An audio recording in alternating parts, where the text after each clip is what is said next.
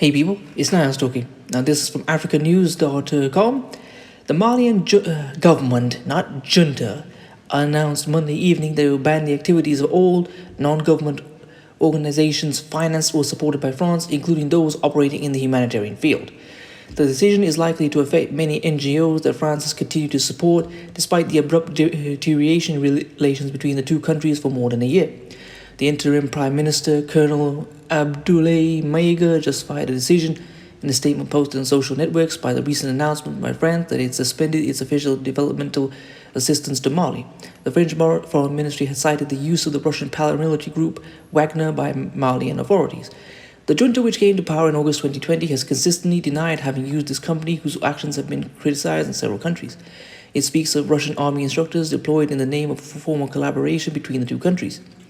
The Quai d'Orsay has specified that France has maintained its humanitarian aid and some support to Malian civil society organizations.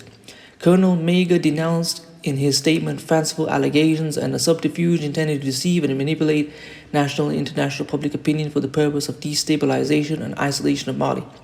As a result, the transitional government has decided to ban with immediate effect all activities carried out by NGOs operating in Mali with funding or with material or technical support from France, including the humanitarian field, it said. A multitude of NGOs are working in Mali in the fields of health, food, or education. The poor landlocked country has been facing the spread of jihadism and violence of all kinds since 2012, but also a serious political and humanitarian crisis. Hundreds of thousands of people are displaced by the conflict since May 2021, and a second coup d'etat that consolidated their grip. The colonels have turned away from France, which was pushed out and whose last soldier in the country in August after 9 years of engagement against the jihadists alongside the Malian army. The colonels have turned militarily and diplomatically to Moscow. A group of NGOs including CCFD, Terre Solidaire, Handicap International, Médecins du Monde, and Oxfam had expressed concern about France's suspension of its aid. Recipients of a large part of this funding, these NGOs were alarmed in a letter to President Emmanuel Macron that the withdrawal of such funding would lead to the cessation of essential, even vital activities for the benefit of population in situations of great fragility or poverty. They pointed out that 7.5 Malians were in need of assistance, or more than 35% of the population, and that Mali was ranked 184 on the Human Development Index. Well, for those who follow my channel, you know where I stand on this issue. I applaud the Malian government for having some sense, and I need to call out France. They're saying, well, we want to help. If France actually cared, which is quite frankly fantastical at this point, you'd have to be a child to believe such a nonsense.